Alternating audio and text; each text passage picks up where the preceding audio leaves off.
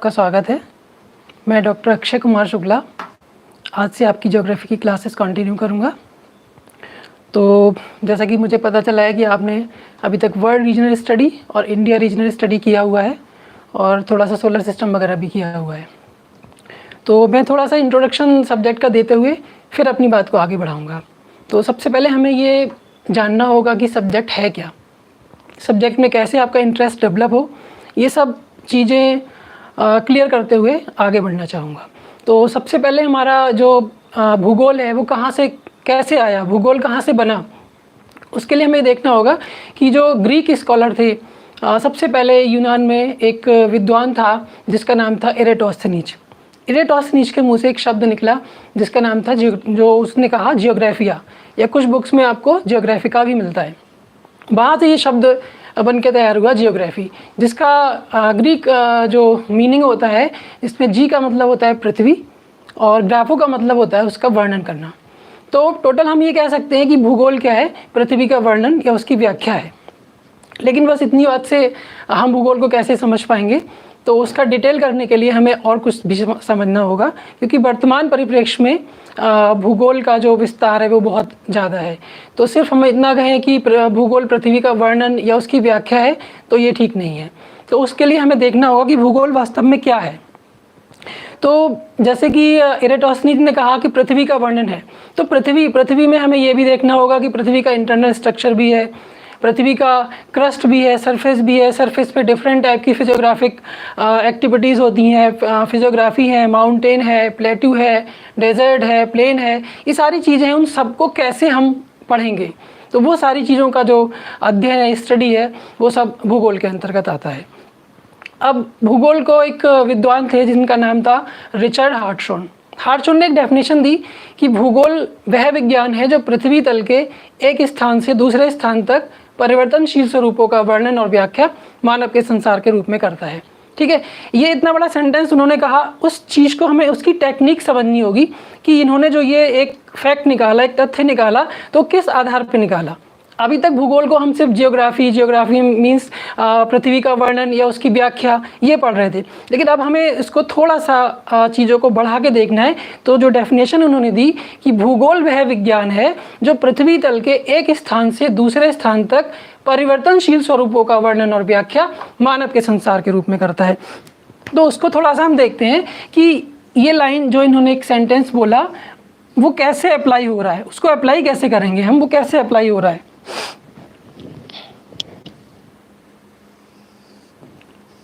इन्होंने कहा कि भूगोल वह विज्ञान है जो पृथ्वी तल के एक स्थान से दूसरे स्थान तक परिवर्तनशील स्वरूप मीन्स जो चेंजेबल फीचर्स हैं।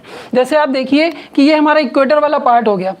इक्वेटर यहाँ पोल यानी ये नॉर्थ पोल और ये साउथ पोल। ठीक है, तो आप पूरे ग्लोब को अगर देखेंगे तो पूरे ग्लोब में हर स्थान पे आपको कोई ना कोई परिवर्तन दिखाई देगा। जैसे कि इक्वेटर से पोल की तरफ जाएंगे तो आपको क्लाइमेटिक चेंज दिखाई देगा, इक्वेटर से पोल की तरफ जाएंगे तो आपको वेजिटेशनल चेंज दिखाई देगा, इक्वेटर से पोल की तरफ जाएंगे आपको सॉइल चेंज दिखाई देगा, यहाँ तक कि मानव का चेंज भी दिखाई देगा। पूरी पृथ्वी पे एक समान मानव नहीं रहता, हर स्थान पर मानव अलग अलग है।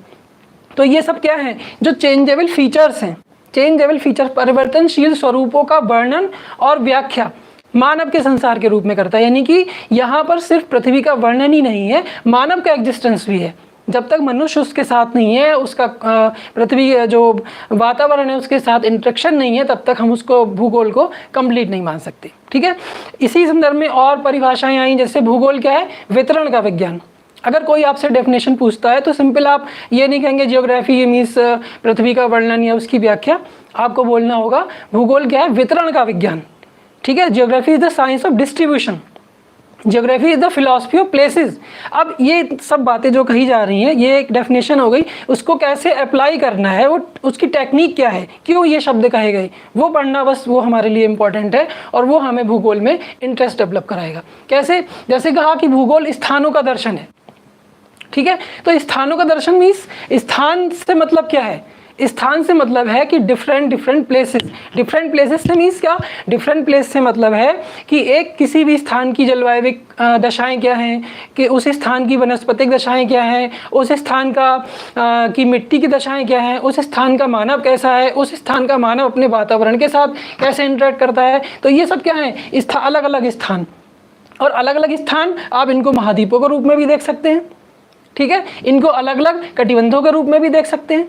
ये सारी जो दशाएं हैं वो क्या हैं, पृथ्वी के विभिन्न स्थान। स्थान से मतलब कि हम अलग अलग अगर पूरे ग्लोब में देखते हैं, north America, south America, Africa, Europe, Asia, Australia and Oceania group, ये सारा ही सब क्या है, अलग अलग विभिन्न स्थान। तो इन्हीं स्थानों का अध्ययन करना ही तो भूगोल है, ठीक है। तो हम ये भी कह सकते हैं भूगोल क्या है, स्थानों का दर्शन है। अगला एक बोला था कि भूगोल क्या है, वितरण का विज्ञान। वितरण कैसे है, वितरण भूगोल में हर चीज का वितरण है, ठीक है। जैसे कि तापमान का वितरण, इंसोलेशन, हर दिन हमें सनरेज पृथ्वी पर गिरती हैं, लेकिन आप देखेंगे पृथ्वी के हर स्थान पर सनरेज का जो एंगल ऑफ इंसिडेंस है वो डिफरेंट प्लेस पे डिफरेंट होता है, और उसी के अकॉर्डिंग वहाँ पे टेम्परेचर होता है। तो ये क्या हुआ, तापमान का वितरण, तापमान का डिस्ट्रीब्यूशन, टेम्परेचर का डिस्ट्रीब्यूशन, ठीक है। अब हम रेनफॉल की बात कर लेते हैं। तो रेनफॉल भी आप देखेंगे ग्लोब में प्रेसिपिटेशन होता है, हर स्थान पर अलग अलग होता है, अलग अलग तरीके से जो जल है वो ज़मीन पर आता है, कहीं वर्षा के रूप में आता है, कहीं ठोस के रूप में आता है, यानी बर्फ़ के रूप में आता है। तो वो सब क्या है, वो वितरण है, ठीक है। जो सरफेस है, धरातल है, उसका वितरण है। कहीं आप देखेंगे पर्वत हैं, कहीं पठार हैं, कहीं मैदान है, वो सब क्या है, अलग अलग चीज़ें हैं। तो इसलिए हम क्या कहेंगे, भूगोल क्या है, वितरण का विज्ञान है। Geography is the science of distribution. तो इन चीज़ों को हमें देखना है। लास्टली हम देखेंगे मैन का क्या है। कहीं आप देखते हैं एस्किमो, आपने पढ़ा होगा कि एस्किमो है, कहीं आपने पढ़ा बुशमैन है, कहीं आपने पढ़ा खिरगीज़ है, कहीं आपने पढ़ा मसाई है। तो ये सब क्या है, विभिन्न प्रकार की जनजातियाँ और प्रजातियाँ हैं। तो और ग्लोब के हिस्से में अलग अलग स्थानों पर अलग अलग हैं। क्यों अलग अलग हैं, क्योंकि जिस स्थान पर वो मिलती हैं वहाँ पर उनकी जलवायविक दशाएँ, वनस्पतिक दशाएँ, मिट्टी से संबंधित जो भी प्राकृतिक वातावरण है वो अलग अलग स्थानों का अलग अलग है। इसलिए हम कहते हैं कि भूगोल क्या है, स्थानों का दर्शन है। भूगोल क्या है, वितरण का विज्ञान है। भूगोल क्या है, भूगोल वह विज्ञान है जो पृथ्वी के एक स्थान से दूसरे स्थान तक परिवर्तनशील स्वरूपों का वर्णन और व्याख्या मानव के संसार के रूप में करता है, ठीक है। तो ये बात हमें ध्यान रखनी पड़ेगी कि मैन का एग्जिस्टेंस पूरे ग्लोब में, आप सारी चीज़ें जो फिजिकल फीचर्स हैं बने रहे, मैन ना हो तो उसका क्या अस्तित्व है, कोई अस्तित्व नहीं। बाकी ग्रहों का क्या अस्तित्व है, कोई नहीं है। जब उसको मैन देख रहा है, मैन उसको स्टडी कर रहा है, तब वो अस्तित्व में आता है, ठीक है। तो इन सारी बातों को ध्यान में रखते हुए हमें भूगोल को पढ़ना है, तब हमारा भूगोल का जो अध्ययन है वो थोड़ा सा इंटरेस्टिंग होगा कि भूगोल वास्तव में क्या है, ठीक है। और एक बात आपको और याद रखनी है भूगोल के संबंध में कि कोई चीज़ है कहाँ, भूगोल है वहाँ। When we talk about where, geography is there. कोई चीज़ में, जैसे ये डाइस है, ये क्या है, लकड़ी से बना हुआ है, फॉरेस्ट रिसोर्सेज भूगोल के अंतर्गत आता है, ठीक है। इलेक्ट्रिसिटी आ रही है, वो नदियों पे डैम बना के आती है। तो ये सब क्या है, ये सारी चीज़ें जो हम डेली लाइफ में इस तरह यूज़ करते हैं वो सब कहीं ना कहीं भूगोल से रिलेटेड होती हैं। इसलिए हम इस एक वाक्य को भी अपने अंदर ला सकते हैं कि कोई चीज़ है कहाँ, भूगोल है वहाँ। अगर ऐसा करते हुए हम पढ़ते हैं, यानी when we talk about where, geography is there, यानी कि मैं अगर बोल रहा हूँ, बात कर रहा हूँ, आप तक वो बात पहुँच रही है, तो वो भी क्या है, एक माध्यम के द्वारा जा रही है, जिसमें हमारा एक एटमॉस्फेयर का एक पार्ट होता है, गैसेज होती हैं, डस्ट पार्टिकल होते हैं, वाटर वेपर्स होती हैं, वो क्या करती हैं, ये सब सारी चीज़ों को आदान प्रदान करती हैं। तो इस चीज़ को भी हमें अपने अंदर रखना होगा कि हम भूगोल को जब भी पढ़ रहे हैं, किसी चीज़ को देख रहे हैं, तो उसके अंदर भूगोल को देखने की कोशिश करें कि भूगोल क्या है। तो हमारा सब्जेक्ट स्ट्रांग भी होगा और हमें इंटरेस्ट भी आएगा, ठीक है। तो ये हमारा एक हल्का सा इसका इंट्रोडक्शन था। तो उसके बाद मैं आगे बढ़ता हूँ। आगे बढ़ने में हम देखेंगे, आपने पढ़ा है सोलर सिस्टम। सोलर सिस्टम में पृथ्वी की जो एग्जिस्टेंस है, उसका एक अस्तित्व है, या उसकी एक लोकेशन भी कह सकते हैं, कहाँ है वो आपने अभी तक देखा है कि सन के बाद मरकरी, फिर वीनस, उसके बाद अर्थ आता है। तो वहाँ आपके एक माइंडसेट है। तो एक बात आपको और ध्यान रखनी कि हमें एक माइंडसेट रखना है कि हम क्या पढ़ रहे हैं और क्यों पढ़ रहे हैं। वो चीज़ आपके दिमाग में अगर होगी तो आप चीज़ों को आगे इजीली करते चले जाएंगे। तो अर्थ का आपने ये देखा कि वो सौर मंडल में या सोलर सिस्टम में कहाँ पर है, उसके बाद आपने शायद अक्षांश और देशांतर भी थोड़े पढ़े हैं, तो उनका यूज़ करते हुए मैं आपको चीज़ों को आगे बताऊंगा कि कैसे पृथ्वी की गतियाँ होती हैं, क्या उसके मूवमेंट्स होते हैं, किस तरह से angle of incidence sun rays का किस स्थान पर गिरता है और उस समय पृथ्वी पर क्या स्थिति होती है, जो हमारे लिए बहुत इंपॉर्टेंट है। लास्ट ईयर के क्वेश्चन पेपर्स में आप देखेंगे तो इससे रिलेटेड आपको बहुत सारे क्वेश्चन मिलेंगे। ठीक है, तो सबसे पहले हम ये देखते हैं कि पृथ्वी सौरमंडल में है, लेकिन वो किस स्थिति में है। तो स्थिति का मतलब क्या है कि उसका जो एक्सिस है वो अपने एक्सिस पे ठीक है सीधी नहीं है। उसका जो एक्सिस है वो सीधा नहीं है। एक्सिस यानी अक्ष। अक्ष क्या होता है? पृथ्वी के भौगोलिक उत्तरी ध्रुव और भौगोलिक दक्षिणी ध्रुव, इन दोनों को जो मिलाने वाली रेखा होती है और वो उसके केंद्र से जाती हो, उस रेखा को हम बोलते हैं पृथ्वी का भौगोलिक अक्ष या जियोग्राफिकल एक्सिस। ठीक है, पृथ्वी के दोनों भौगोलिक ध्रुवों को मिलाने वाली रेखा जो उसके केंद्र से जाती हो, उसको हम क्या बोलते हैं? पृथ्वी का भौगोलिक अक्ष। और उसी अक्ष के सहारे या उसी अक्ष के परितः या उसी अक्ष के अराउंड पृथ्वी न चक्कर लगाती है। ठीक है, परिक्रमा करती है और परिभ्रमण भी करती है, परिक्रमण भी करती है। ठीक, तो इस चीज़ को हमें ध्यान में रखना है। तो उसका जो अक्ष है वो अक्ष कितना? 23 डिग्री 30 मिनट, 23 डिग्री 30 मिनट झुका हुआ है, सीधा नहीं है। वो जो अक्ष है उसका वो सीधा ऐसे नहीं है। वो कितना है? वो 23 डिग्री 30 मिनट झुका हुआ है। ठीक है, सारी चीज़ें एक दूसरे से रिलेटेड है, ये आपको ध्यान रखना है। जैसे कि आपने देखा कि 23 डिग्री 30 मिनट, और अभी थोड़ी देर में आपको कर्क रेखा और मकर रेखा यानी Tropic of Cancer, Tropic of Capricorn, ये सब बताऊंगा। तो उसमें भी आप देखेंगे उसकी जो लिमिट है, उसका जो एंगल, जो लाइन उसको आपने माना है वो 23 डिग्री 30 मिनट नॉर्थ को आपने कर्क रेखा माना है। ठीक है, 23 डिग्री 30 मिनट को आपने साउथ को आपने मकर रेखा माना है। तो ये सब इसके एंगल पे डिपेंड कर रहा है। अगर ये एंगल चेंज होगा तो ये सारी चीज़ें चेंज हो जाएंगी। ठीक है, तो हमें ये ध्यान रखना है कि पृथ्वी सौरमंडल में है, सोलर सिस्टम में है। सोलर सिस्टम में वो किस स्थिति में है? सोलर सिस्टम में आप देखेंगे कि वो अपने अक्ष, जो उसका अक्ष है वो 23 डिग्री 30 मिनट झुका हुआ है। ठीक है, ठीक, 23 डिग्री 30 मिनट झुका हुआ है। तो ये वाला जो पार्ट बच गया वो 66 डिग्री 30 मिनट बच गया। 66 डिग्री 30 मिनट पे भी हम आप देखेंगे कि एक लाइन या एक सर्किल बनता है। लाइन तो बिल्कुल नहीं, सर्किल होते हैं, ये सारे सर्किल होते हैं। हम जब इसको मैप में देखते हैं तो हमें लाइन दिखाई देती है, लेकिन बाकी के ये सर्किल होते हैं। तो इन चीज़ों को आपको ध्यान रखना है। ये नॉर्थ ये होता है आर्कटिक सर्किल, और ये साउथ ये होता है अंटार्कटिक सर्किल। ठीक है, ये सारी चीज़ें आपको ध्यान रखनी है।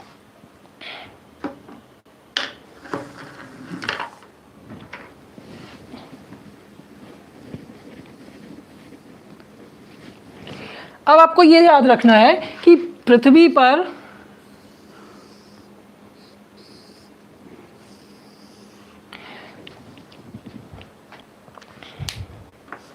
हाँ, पृथ्वी पर जो इसका भी एंगल हमने लोगों ने देखा 23 डिग्री 30 मिनट ये झुकी हुई थी। तो वो बात आपको याद रखनी है कि इसका जो अक्ष है वो 23 डिग्री 30 मिनट झुका हुआ है। ठीक, अब उसके बाद कुछ व्रत इस पे और हैं, उनके बारे में भी हमें ध्यान देना है। व्रत को अक्सर रेखा लिखा होता है, जैसे विषुवत रेखा या कर्क रेखा या मकर रेखा ऐसे लिखा होता है, लेकिन वास्तव में ये क्या होते हैं? ये व्रत या सर्किल होते हैं। ठीक है, इन चीज़ों का आपको ध्यान देना है। तो भूमध्य रेखा यानी विषुवत ये 0 डिग्री हो गया। ठीक है, 0 डिग्री के साथ हम कोई भी नॉर्थ या साउथ नहीं लगाते हैं। लेकिन ये इसका मतलब क्या है? हम ये मानते हैं कि पूरी पृथ्वी को जो एक 0 डिग्री अक्षांश की रेखा है वो लगभग 2 बराबर भागों में बांटती है, इसलिए हम इसको भूमध्य रेखा कह देते हैं। ठीक है, इसका एक दूसरा नाम भी है, वो विषुवत रेखा है, यानी इक्वेटर। इक्वेटर मीन्स किससे बना? इक्विनॉक्स से बना। विषुवत विषुव से बना। अब विषुवत विषुव या इक्विनॉक्स क्या होता है? अब आपको ये भी ध्यान रखना होगा, यहाँ पे कोई भी चीज़ जो भी हमने नाम दिए हैं, भूमध्य रेखा या विषुवत रेखा या आर्कटिक सर्किल या कोई भी नंबर दिए हैं, तो वो सारी चीज़ों का कोई ना कोई रीज़न है। रीज़न क्या है कि इसको हमने भूमध्य रेखा कहा। तो भूमध्य रेखा कहने का मतलब है कि वो भूमि को लगभग 2 बराबर भागों में बांटती है, जिसमें हम एक को उत्तरी गोलार्ध नॉर्थ हेमिस्फीयर और दूसरे को हम दक्षिणी गोलार्ध साउथ हेमिस्फीयर कह देते हैं। ठीक है, 2 गोलार्धों में पृथ्वी बटी हुई है, ऐसा सब जानते हैं, पढ़ते हैं हम लोग। तो उसको कौन बांट रहा है? भूमध्य रेखा बांट रही है। ठीक है, अब विषुवत रेखा दूसरा नाम लिया, विषुवत यानी विषुव। विषुवत किससे बना? विषुव से। इक्विनॉक्स या इक्वेटर, इक्विनॉक्स। तो विषुव या इक्विनॉक्स क्या होता है, हमें ये भी जानना है। तो एक ऐसी वो तिथियाँ किन्हीं किस तिथि को या किस समय किस डेट को यहाँ पे सनरेज पड़ने से पूरे ग्लोब पे दिन और रात बराबर होते हैं। थोड़ा सा आप इस चीज़ को भी ध्यान दें। अभी आप देख रहे हैं कि दिन कैसे हो रहे हैं, बड़े हो रहे हैं। सर्दियों के दिनों में दिसंबर जनवरी में क्या होता है, दिन हमारे यहाँ बहुत छोटा होता है। हम कहाँ रहते हैं, हम लोग उत्तरी गोलार्ध में रहते हैं। तो इस समय क्या है, उत्तरी गोलार्ध में बड़ा दिन, और सर्दियों में उत्तरी गोलार्ध में यानी दिसंबर और जनवरी में क्या होता है, उत्तरी गोलार्ध में दिन छोटा हो जाता है। और उसके विपरीत अगर यहाँ बड़ा दिन है तो यहाँ छोटा होगा, और यहाँ छोटा दिन है तो यहाँ बड़ा होगा। इसके अपोजिट रातों की स्थिति हो जाएगी। ठीक है, तो हम बात कर रहे थे इक्विनॉक्स। तो इक्विनॉक्स में क्या है कि किसी स्थान पर सनरेज गिरने से, यानी angle of incidence of sun rays, यानी सूर्य की किरणों का आपतन कोण 90 डिग्री होने से पूरे ग्लोब पर दिन और रात बराबर होते हैं। तो वो ऐसा स्थान सिर्फ भूमध्य रेखा होती है जहाँ पर 21 मार्च और 23 सितंबर को सूर्य की किरणें गिरती हैं, यानी 90 डिग्री का एंगल बनाती हैं। तो बाकी की पूरे जो हिस्से हैं यानी पूरी पृथ्वी है, उस पर क्या होता है, दिन और रात बराबर होते हैं। 12 घंटे का दिन, 12 घंटे की रात। उस घटना को या उस एक्टिविटी को हम क्या कह देते हैं, इक्विनॉक्स या विषुव कहते हैं। ठीक है, तो वो विषुव, उस विषुव की वजह से हम इस सर्किल को या इस रेखा को विषुवत रेखा कहते हैं। ठीक है, तो ये आपको याद रखना होगा। तो कुल मिला के ग्लोब में हमें 5 सर्किल या 5 रेखा, आप ऐसा कह सकते हैं, ध्यान रखने हैं, जिनमें से एक विषुवत रेखा हो गया, दूसरा आपके पास कर्क रेखा हो गई, और तीसरा आपके पास आर्कटिक सर्किल, इधर आपके पास मकर रेखा और अंटार्कटिक सर्किल, और आपका ये साउथ पोल, और आपका ये नॉर्थ पोल। ठीक है, ये 0 डिग्री अक्षांश, ये 23 डिग्री 30 मिनट नॉर्थ। देखिए 0 वाली लाइन पे कभी आपको कॉमन है, वो इसका बंटवारा कर रही है, वो इसको एक सीमा दे रही है। इस भूमध्य रेखा से या विषुवत रेखा से यहाँ वाला हिस्सा, इसको आप ऊपर और ये नीचे ऐसे नहीं बोलेंगे, कभी भी ऊपर नीचे नहीं बोलना है। यहाँ क्या, नॉर्थ या साउथ। भूगोल में कभी ऊपर नीचे नहीं होता, भूगोल में क्या है, नॉर्थ या south, east west, north south east west. Mostly आप लोग के ऊपर नीचे की दिक्कत आती है। अगर आप यहाँ इसको नॉर्थ अमेरिका पढ़ रहे हैं, इसको ऊपर कहेंगे, इसको नीचे कहेंगे, ऐसे नहीं कहना है। आपको कहना है कि ये नॉर्थ उत्तर दिशा है और ये दक्षिण दिशा है। यहाँ पे आप देखेंगे उत्तरी गोलार्ध, जैसे ही हम भूमध्य रेखा से 1 डिग्री अक्षांश भी आगे जाते हैं तो उसके बाद आपको लिखना पड़ेगा कि हम उत्तर दिशा में जा रहे हैं या दक्षिण दिशा में जा रहे हैं।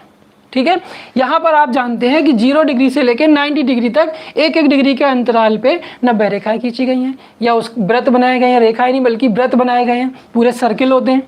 ठीक है, आप देखिए सबसे बड़ा सर्किल यहाँ बना, फिर ये पृथ्वी जियोड शेप होने के कारण भू आभ या गोलाभ, ठीक है, जियोड को हम बोलते हैं भू आभ या गोलाभ, यानी उसका जो मध्यवर्ती भाग है, सेंट्रल पार्ट है, वो उभार लिए हुए है, इक्वेटोरियल बल्क, और जो इसके पोल हैं वो चपटे हैं, दबे हुए हैं। ऐसी स्थिति को, ऐसे आकार को, ऐसे शेप को हम क्या बोलते हैं, गोलाभ या जियोड शेप बोलते हैं। ठीक, या पृथ्व्याकार भी आप इसको कह सकते हैं। तो 0 डिग्री अक्षांश उसका, हाँ, तो यहाँ 0 डिग्री से 90 डिग्री तक आपने देखा कि 1-1 डिग्री के अंतराल पे व्रत बनाए गए, जिनको हम अक्षांशीय व्रत कहते हैं।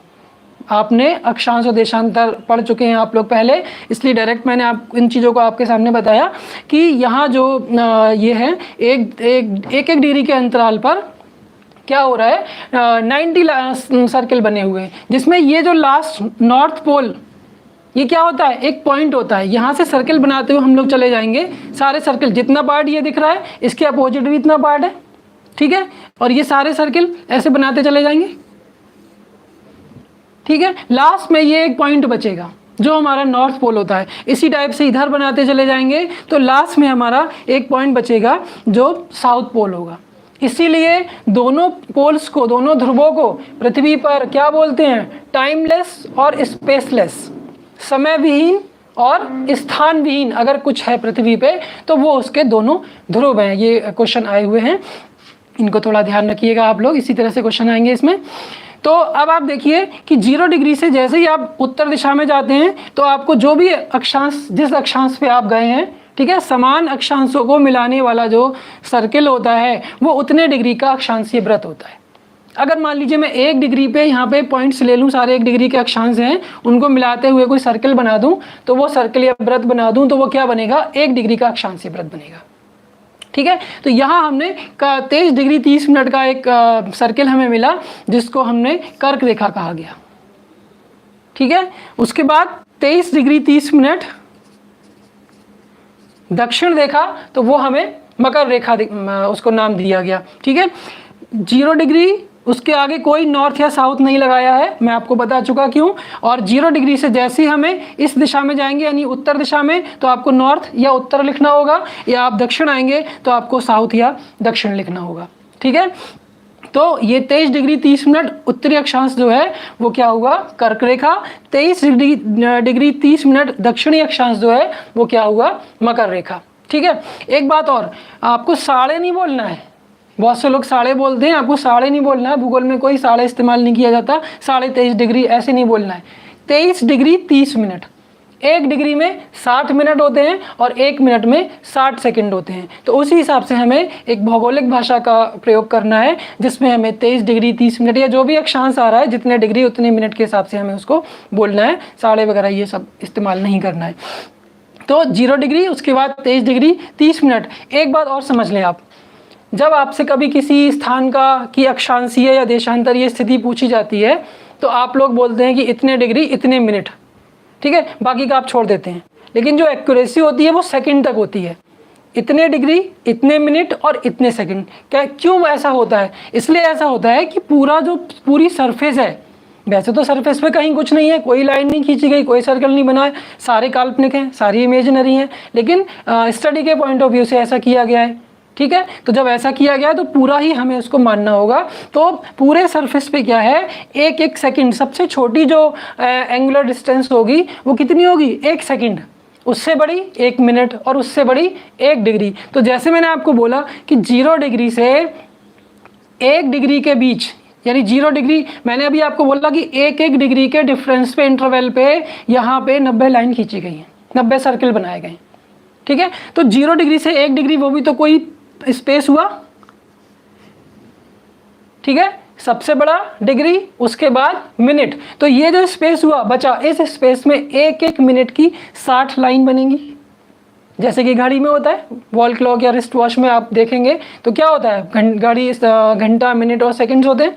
ठीक है, उसमें उसी तरीके से हमें क्या, सबसे छोटी इकाई जो समय की हुई वो सेकंड हुई, फिर मिनट हुई, फिर घंटा हुए। तो हम किसी को टाइम मोस्टली बताते हैं इतने बज के इतने मिनट, सेकंड नहीं बताते, वो छोड़ देते हैं, वो नेग्लेजिबल होता है, वो बहुत शून्य, वो नगण्य समय होता है, इसलिए हम उसको छोड़ देते हैं। ऐसे यहाँ पे है कि 0 डिग्री से 1 डिग्री, यानी 1 डिग्री के इंटरवल पे भी अगर हम 90 लाइन या 90 सर्किल मानते हैं तो हमें क्या देखना होगा, उसमें हमें ये देखना होगा कि 0 डिग्री से 1 डिग्री के बीच का जो स्पेस हुआ, यानी 1 डिग्री से 2 डिग्री के बीच का जो स्पेस हुआ, 2 डिग्री से 3 डिग्री, हर एक रेगुलर जो डिग्री बनेगी उसके बीच में जो स्पेस होगा वो 60 मिनट का होगा। तो 60 मिनट, 1 मिनट की 60 लाइन, समझ में आ रहा है?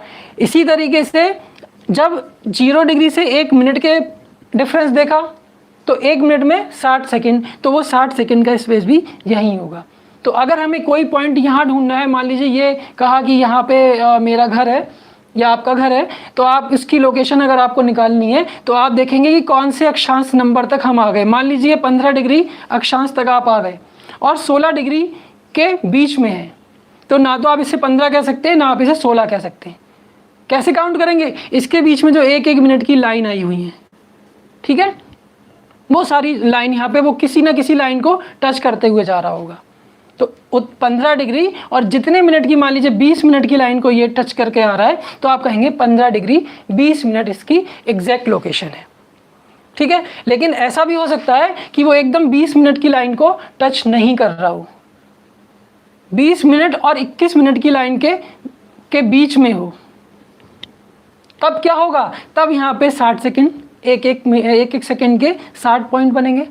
अब उसमें से हमें देखना होगा कौन से सेकंड वाली लाइन इसको टच करती है। तो 15 डिग्री, 20 मिनट और इतने सेकंड, ये एक्यूरेसी होती है किसी भी स्थान की लोकेशन निकालने के लिए। ठीक है, तो हम अपनी बात पे चलते हैं। तो हमारा जो पॉइंट था, हमें 5 सर्किल इसमें ध्यान रखने थे। 5 सर्किल क्या क्या, जिनमें से एक है हमारा इक्वेटोरियल सर्किल, भूमध्य रेखीय वृत्त, जो हमारे लिए मोस्ट इंपॉर्टेंट है। और अभी अभी मैंने आपको बताया कि इक्वेटोरियल सर्किल, आप देखिए इसकी ऑब्लेट यानी जियोड शेप होने की वजह से ये राइज है, यहाँ पे उभार है। आप ग्लोब देख सकते हैं भूमध्य रेखा में, आप देखिए यहाँ पर ये भूमध्य रेखीय भाग है और यहाँ से लगातार चपटा होता चला गया, लगातार चपटा होता चला गया। ठीक, तो जो सर्किल ये बना है, ये सर्किल कंप्लीट सर्किल है। ठीक है, ये सर्किल सबसे बड़ा सर्किल, उसके बाद जो दूसरा बनेगा वो उससे छोटा, फिर उससे छोटा, छोटा होते होते लास्ट में यहाँ पे पॉइंट आ गया। इसी तरह से सर्किल सबसे बड़ा, फिर छोटा, फिर छोटा, फिर छोटा और लास्ट में पॉइंट आ गया। ठीक है, तो इनको हम क्या कहेंगे, इक्वेटर हमारा सबसे बड़ा सर्किल होता है, इसलिए हम उसको बोलते हैं ग्रेट सर्किल, बृहद वृत्त। भूमध्य रेखा क्या होती है, विषुवत रेखा क्या होती है, ग्रेट सर्किल या बृहद वृत्त। ठीक है, उसका यूज़ क्या होता है वो आगे हम पढ़ेंगे, अभी आपको फिलहाल इतना ध्यान रखना है। तो भूमध्य रेखा, बृहद वृत्त। ठीक है, उसके बाद अभी आपको बताया था मैंने कि ये 23 डिग्री 30 मिनट कर्क रेखा,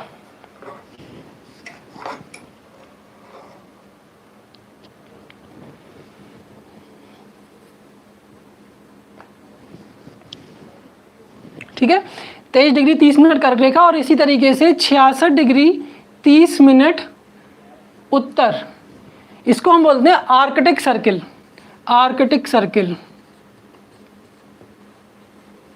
और इसको हम बोलते हैं ट्रॉपिक ऑफ कैंसर। ठीक है, ये हो गया ट्रॉपिक ऑफ कैप्रिकॉर्न, और ये हो गया 66 डिग्री 30 मिनट दक्षिण अंटार्कटिक सर्किल।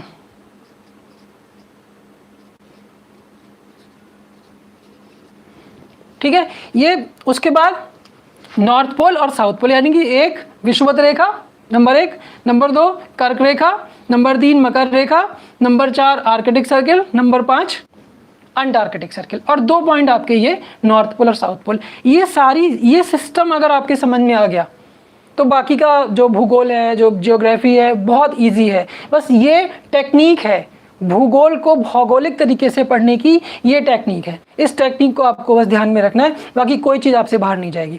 सपोज दैट आपने रीजनल स्टडी किया है तो आपको पता है कि रीजन, जो वर्ल्ड का मैप आप देख रहे हैं, इसमें रीजन, डिफरेंट रीजन आप देखिए, एक इक्वेटर, कैंसर, कैप्रिकॉर्न, यहाँ पे कुछ रीजन आ रहा है, कुछ यहाँ आ रहा है, कुछ यहाँ आ रहा है, कुछ यहाँ, कुछ यहाँ, कुछ यहाँ, तो सारे रीजन का आपको पता चल रहा है कि इस ग्लोब में कहाँ पे है।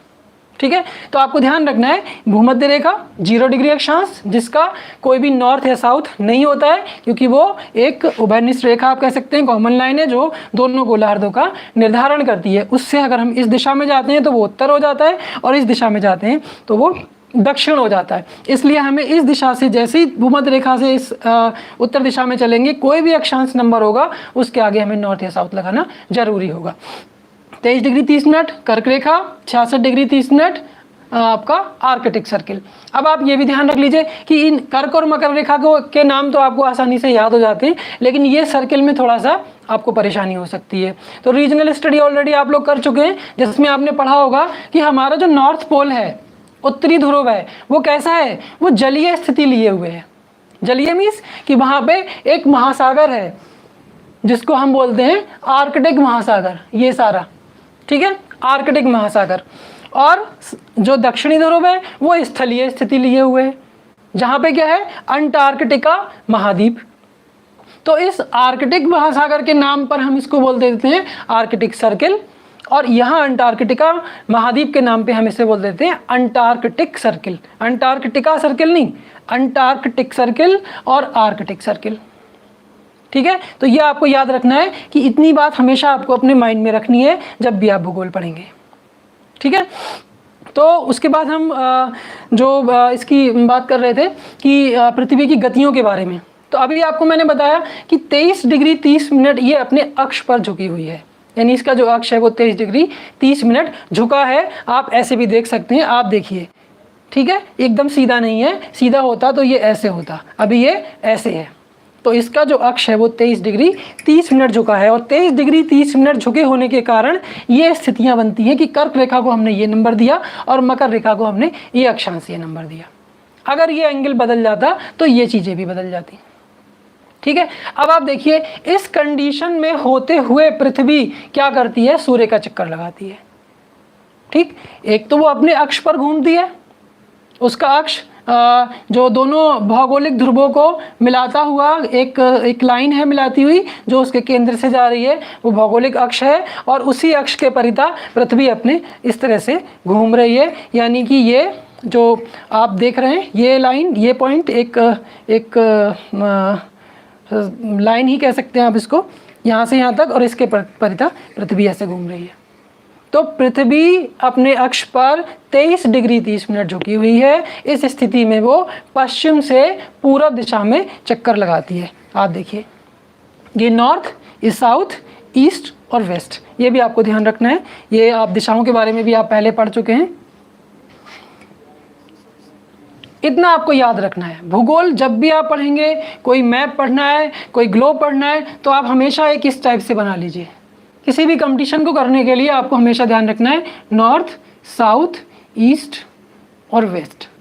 कोई भी मैप आपके सामने है, आपके पास है, आप इसको तुरंत उस मैप के ऊपर रख दीजिए, आपको अपने आप क्लियर हो जाएगा कि इसमें कौन सा पार्ट उत्तर में है, कौन सा दक्षिण में है, कौन सा पूरब में है और कौन सा पश्चिम में है। ठीक है, आप देखिए ये ग्लोब और ये ग्लोब, इस ग्लोब के आप देखेंगे ऐसे, ये ऐसे रोटेट नहीं कर रही, ये ऐसे रोटेट कर रही है। आपने एक सुना होगा किताबों में, अक्सर जनरल नॉलेज की किताबों में मिलता है कि जापान को उगते सूरज का देश कहते हैं। आप देखिए जापान की लोकेशन इसमें यहाँ है, ठीक है, सूर्य पूरब में है, ठीक, और पृथ्वी ने पश्चिम से पूरब ऐसे घूमना शुरू किया। तो सबसे पहले सामने कौन आया, जापान आया। तो पहली जो किरण है वो जापान पे गिरी, इसलिए उसको क्या कह दिया, उगते सूर्य का देश। तो किस कारण हो रहा है, पृथ्वी के पश्चिम से पूरब दिशा में घूमने के लिए। ठीक है, आप पश्चिम से पूरब ना कहें तो आप इसको एंटी क्लॉकवाइज भी कह सकते हैं, इस बात का भी आपको ध्यान रहे। इनमें से जो भी बात अच्छी लगे उसे आप याद कर सकते हैं। एंटी क्लॉकवाइज में कोई दिक्कत नहीं होगी, लेकिन पश्चिम से पूरब में आपको यह है कि यहाँ से पश्चिम पूरब जा रही है तो उधर से पूरब से पश्चिम भी आ रही है। ठीक है, तो इस बात का आपको थोड़ा ध्यान रखना है कि एंटी क्लॉकवाइज और पश्चिम से पूरब की ओर, ये चीज़ आपको ध्यान रखनी है, तो उससे आपको ये मिलेगा। तो यहाँ जो हम बात कर रहे थे वो इस स्थिति में अपने अक्ष पर 23 डिग्री 30 मिनट झुके होने के साथ साथ वो सूर्य की परिक्रमा भी कर रही है। आप मान लीजिए कि अगर या हम इनको सूर्य मान लेते हैं, तो आप देखिए कि ये इस तरह से पृथ्वी लगातार घूमती चली आ रही है। ठीक है, ये स्थितियाँ। अब आप देखिए एक बार ये भूमध्य रेखा ऐसे आ रही है, एक बार आप देखिए दक्षिणी ध्रुव ये है, ये यहाँ आ रहा है, और एक बार ही घूमते हुए ऐसे जा रही है तो ये उत्तरी ध्रुव सामने आ रहा है। ठीक है, तो ये क्या है, पृथ्वी के रोटेशन और रेवोल्यूशन, पृथ्वी का परिभ्रमण और पृथ्वी का परिक्रमण। उसका अपने अक्ष पर घूमना रोटेशन होता है, परिभ्रमण होता है, और सूर्य के परितः घूमना वो क्या कहलाता है, वो परिक्रमण कहलाता है। अब आप एक चीज़ यहाँ पे ये देखेंगे कि पृथ्वी घूम तो रही है लेकिन सर्कुलर पाथ पे नहीं घूमती। यहाँ बना दे रहा हूँ, पृथ्वी दीर्घवृत्ताकार मार्ग में घूमती है। सूर्य अगर ये है, ठीक है, ये पृथ्वी और ये इसका अक्ष, ये पृथ्वी, ये इसका अक्ष, ये पृथ्वी, इसका अक्ष, ये पृथ्वी, इसका अक्ष, सूर्य की परिक्रमा कर रही है, लेकिन एक वृत्ताकार मार्ग पे नहीं, सर्कुलर पाथ पे नहीं मोशन कर रही है। वो कौन से पाथ पे कर रही है, इलिप्टिकल पाथ पे, दीर्घ वृत्ताकार मार्ग पे। इस कारण पृथ्वी की जो स्थितियां हैं वो एक बार पृथ्वी सूर्य से दूर और एक बार सूर्य से पास होती है, जिसको हम उपसौर और अपसौर, पेरिहेलियन और एपीलियन, जिनमें से अभी एक 4 जुलाई को बीत के चुका है। अभी आज कितनी जुलाई है, 3 जुलाई, सॉरी, जो आज कितनी 5 तारीख है, 4 जुलाई को पृथ्वी का क्या होता है, वो सूर्य के से सबसे ज़्यादा दूर होती है, और 3 जनवरी को वो सूर्य के सबसे ज़्यादा पास होती है, जिनमें से हम उन स्थितियों को अपसौर और उप सौर स्थितियाँ कहते हैं। ठीक है, तो ये किस कारण हो रहा है? पृथ्वी की गति हो रही है, लेकिन गति कैसी हो रही है? सर्कुलर पाथ पे ना होकर, यानी वृत्ताकार मार्ग में ना होकर किस मार्ग पे हो रही है? वो दीर्घ वृत्ताकार मार्ग पे हो रही है, इलिप्टिकल पाथ पे हो रही है। ठीक, यहाँ इक्वेटर, कैंसर और उसके बाद आर्कटिक सर्किल, और यहाँ मकर रेखा यानी कैप्रिकॉर्न, आर्कटिक अंटार्कटिक सर्किल और ये साउथ पोल। ठीक, अब ये सारी चीज़ें हैं पृथ्वी पे, ये सारी चीज़ें हैं, और इनके साथ इसका एंगल 23 डिग्री 30 मिनट बना हुआ है। अक्ष जो है वो झुका हुआ है एक्सिस इसकी, और उसके साथ साथ वो सूर्य की परिक्रमा भी कर रही है। तो ये सब एक्टिविटी होने के साथ क्या होता है, और सूर्य से क्या है? किरणें निकल रही हैं। ठीक है, तो सूर्य से जो किरणें निकल रही हैं तो क्या होगा? पृथ्वी, अभी मैंने आपको बताया कि पृथ्वी इस तरह से घूम रही है, ये हिस्सा भूमध्य रेखीय हिस्सा यहाँ आए, साउथ पोल इसके ज़्यादा पास आया, ऐसे चले, पास नहीं आया मतलब सामने आया, और यहाँ ऐसे ये, तो इधर आएंगे, नॉर्थ पोल आएगा।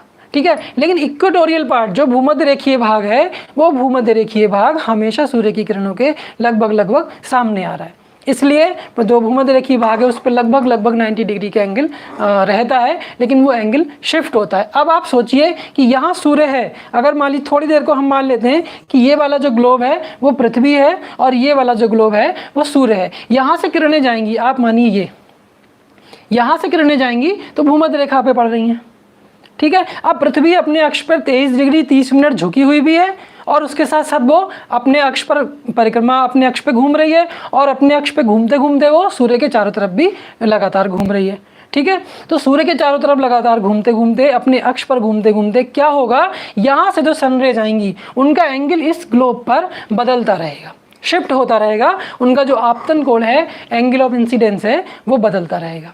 उस बात को हमें विशेष ध्यान रखना है। तो वो 21 मार्च और 23 सितंबर, 21 मार्च और 23 सितंबर, इन दोनों तिथियों को सूर्य की किरणें भूमध्य रेखा पर एकदम लंबवत होती हैं, परपेंडिकुलर होती हैं, 90 डिग्री का एंगल बनाती हैं, और उसको हम क्या बोलते हैं? इक्विनॉक्स। उस समय क्या होता है? पूरे ग्लोब पे दिन और रात बराबर होती हैं, 12 घंटे का दिन और 12 घंटे की रात। आप 21 मार्च और 23 सितंबर, अभी मार्च तो बीत चुका, सितंबर आएगा, तो आप सितंबर को देखेंगे, 23 सितंबर में सनराइज और सनसेट का जो टाइम आता है वो आप देखिए, तो आपको 12 घंटे का दिन और 12 घंटे की रात मिलेगी। आप जहाँ भी रहते हैं, किसी भी स्थान पे आप देखेंगे तो 12 घंटे का दिन और 12 घंटे की रात पूरे ग्लोब पे बराबर होगा। अब आप देखिए कि 21 मार्च को सन रेज, यानी सन रेज जो हैं वो 90 डिग्री एंगल उनका यहाँ बन रहा है। ठीक है, 90 डिग्री यहाँ। अब 21 मार्च के बाद 22 मार्च आएगी, अगला दिन आएगा 22 मार्च, 23 मार्च, 24 मार्च, तो सन की जो सन रेज का जो एंगल ऑफ इंसिडेंस है वो किधर शिफ्ट होगा। अब आप देखिए 21 मार्च को आपको एक ठीक ठाक लगता है, ना बहुत ठंड ना बहुत गर्मी, लेकिन 21 मार्च के बाद जैसे जैसे महीने बढ़ते हैं, अप्रैल मई जून, आप देखते हैं आपको गर्मी लगती है, गर्मी बढ़ने लगती है उत्तरी गोलार्ध में। यानी आप जहाँ रहते हैं, भारत की बात भी कर लें, भारत की स्थिति आप देखेंगे लगभग ऐसी है। कर्क रेखा यानी ट्रॉपिक ऑफ कैंसर, कर्क रेखा भारत के लगभग बीचों बीच से जाती है। ठीक है, तो कर्क रेखा से इधर क्या बोलते हैं अभी बताऊंगा, चलिए फिलहाल इतनी बात देखते हैं। तो सूर्य की किरणें 21 मार्च के बाद कहाँ शिफ्ट होंगी, तो आपको आप उत्तरी गोलार्ध में रहते हैं, उत्तरी गोलार्ध में कहीं भी कोई भी है तो उसको क्या होगा, गर्मी का अनुभव होगा 21 मार्च के बाद, अप्रैल मई जून। ठीक है, तो इसका मतलब क्या हुआ कि जब आपको गर्मी का अनुभव हो रहा है, यानी उत्तरी गोलार्ध के किसी भी व्यक्ति को गर्मी का अनुभव हो रहा है, इसका मतलब क्या हुआ कि सूर्य उसके पास आ रहा है या वो सूर्य के पास जा रहा है। ये तो कहेंगे तो सूर्य नहीं चलता है, ठीक है, पृथ्वी चलती है, अपने एक्सिस पे घूम रही है, और अपने एक्सिस पे घूमते घूमते वो चारों तरफ चक्कर भी लगा रही है सूर्य का। तो इस पूरे प्रोसेस में क्या होता है, जो सूर्य की किरणें हैं उनका एंगल पृथ्वी के धरातल पर, पृथ्वी की सरफेस पर अलग अलग स्थानों पर अलग अलग होता है। हमारे लिए जो इम्पोर्टेंट है वो सबसे ज़्यादा इम्पोर्टेंट है कि सूर्य का एंगल, सूर्य की किरणों का एंगल यानी आपतन कोण, एंगल ऑफ इंसिडेंस, पृथ्वी के किस स्थान पर 90 डिग्री होता है। ठीक है, तो जब सूर्य का ये चलता है उसके बाद जो शिफ्ट होती हैं एंगल, रेस का एंगल जो है वो शिफ्ट होता है, तो उसके बाद क्या होता है आप देखेंगे, मार्च के बाद अप्रैल मई जून, 21 मार्च के बाद 21 जून 21 जून को सूर्य की किरणें जो 90 डिग्री का एंगल है वो कर्क रेखा पर बनाती हैं।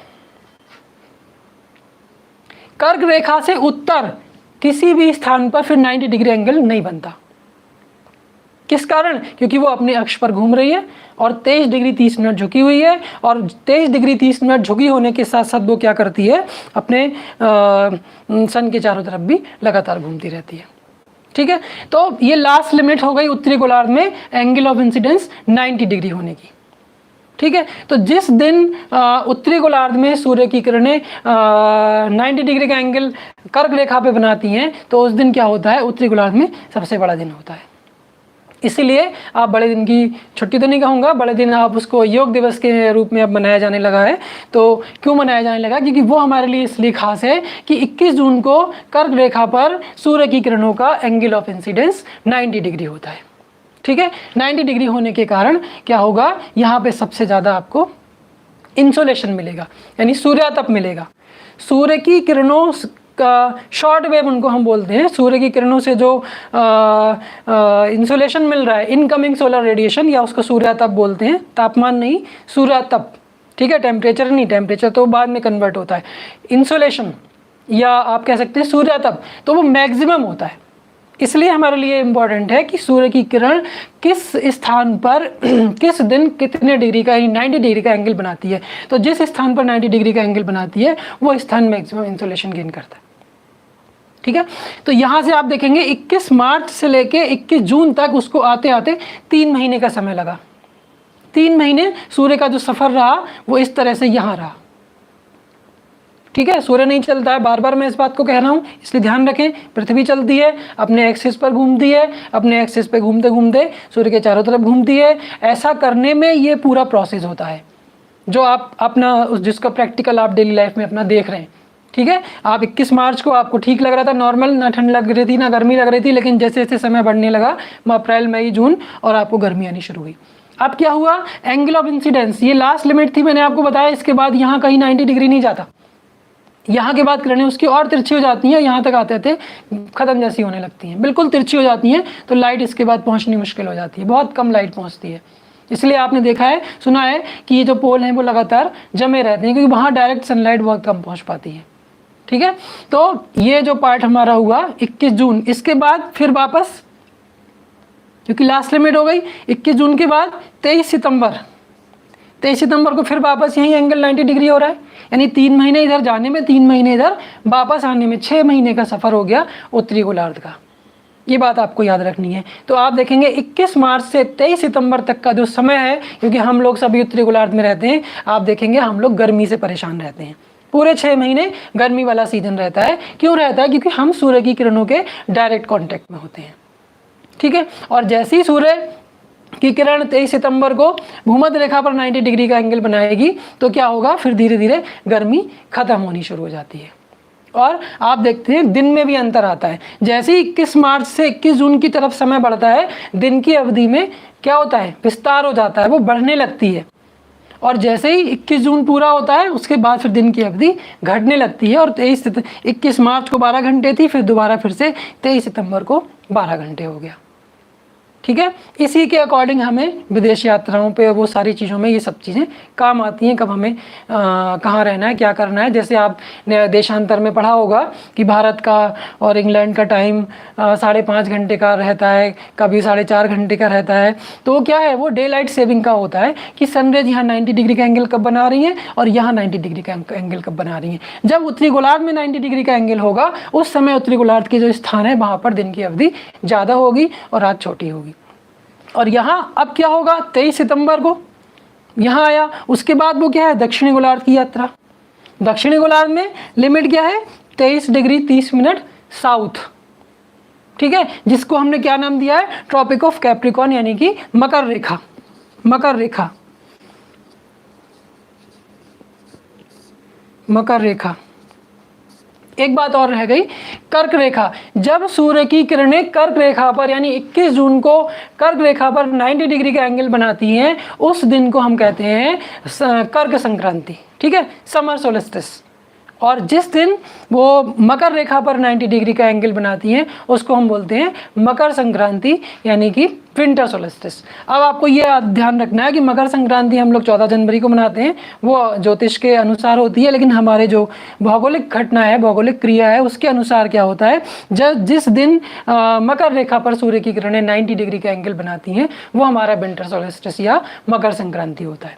ठीक है, तो अब आप देखिए कि अब 23 सितंबर के बाद यहाँ स्थिति, तो यहाँ कब होता है मकर रेखा, ये हुई 22 दिसंबर, 22 दिसंबर। ठीक है, 22 दिसंबर को मकर रेखा पर सूर्य की किरणों का जो एंगल ऑफ इंसिडेंस है वो 90 डिग्री होता है। अब आप देखिए 22 दिसंबर को आप तो यहाँ है, भारतीय है, उत्तरी गोलार्ध यहाँ। ठीक है, तो अब आप बताइए 22 दिसंबर को आपको ठंड लगती है, गर्मी? 22 दिसंबर को आपको ठंड लगती है, क्यों? क्योंकि हम सूर्य की किरणों से बहुत दूर हो गए, हमारे ऊपर सूर्य की 90 डिग्री की जो रेज हैं वो नहीं आ रही। वो कब आ रही थी? वो 21 जून वाले टाइम में आ रही थी, यानी 21 मार्च से 23 सितंबर वाले पीरियड में आ रही थी, इसलिए हमें गर्मी लग रही थी। लेकिन अब वो कहाँ है? अब वो 22 दिसंबर को मकर रेखा पर, यानी ट्रॉपिक ऑफ कैप्रिकॉर्न पे हैं। तो 23 सितंबर से 22 दिसंबर, ठीक है, कई बार 21 भी हो जाता है, लेकिन आप मोस्टली 22, ज़्यादा किताबों में आपको 22 मिलेगा, उसको आपको ध्यान रखना है। तो 23 सितंबर से 22 दिसंबर, और 22 दिसंबर से फिर कब? 21 मार्च को फिर यहीं वापस आना है। कहाँ? भूमध्य रेखा पर।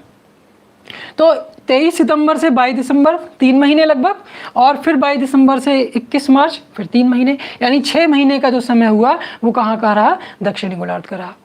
तो इसलिए 6 महीने लगभग आपको ठंडा मौसम लगता है और 6 महीने आपको गर्म लगता है। क्यों लगता है? कि सूर्य की किरणों का जो एंगल ऑफ इंसिडेंस है वो उत्तरी गोलार्ध में लगभग 6 महीने रहता है, क्योंकि कभी इस अक्षांश पे, कभी यहाँ, इस तरह से वो बढ़ता जाता है और फिर वो वापस आता है। इन बातों का आपको बहुत ध्यान रखना है। एक और इम्पोर्टेंट बात आपको यहाँ याद रखनी है, ये सब सारा मैथमेटिकल पूरा एनालिसिस है, आपको भूगोल को बिल्कुल साइंटिफिक तरीके से पढ़ना है, उसको बिल्कुल रटना नहीं है, सिर्फ समझना है।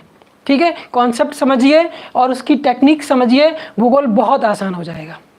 आपने जितनी भी रीजनल स्टडी की है उसको यहाँ ला के रख दीजिए, ऑटोमेटिकली आपको पता चल जाएगा कि इसमें कौन सा पार्ट गर्मी वाला होगा, कौन सा पार्ट सर्दी वाला होगा। ठीक है, अब आप एक बात ये देखिए कि ये, चलो इसको अभी थोड़ी देर में बताऊंगा, ये पहले इतनी हम बात कर लेते हैं। तो 21 जून को 21 मार्च और 23 सितंबर को सनरेज कहाँ परपेंडिकुलर हुई?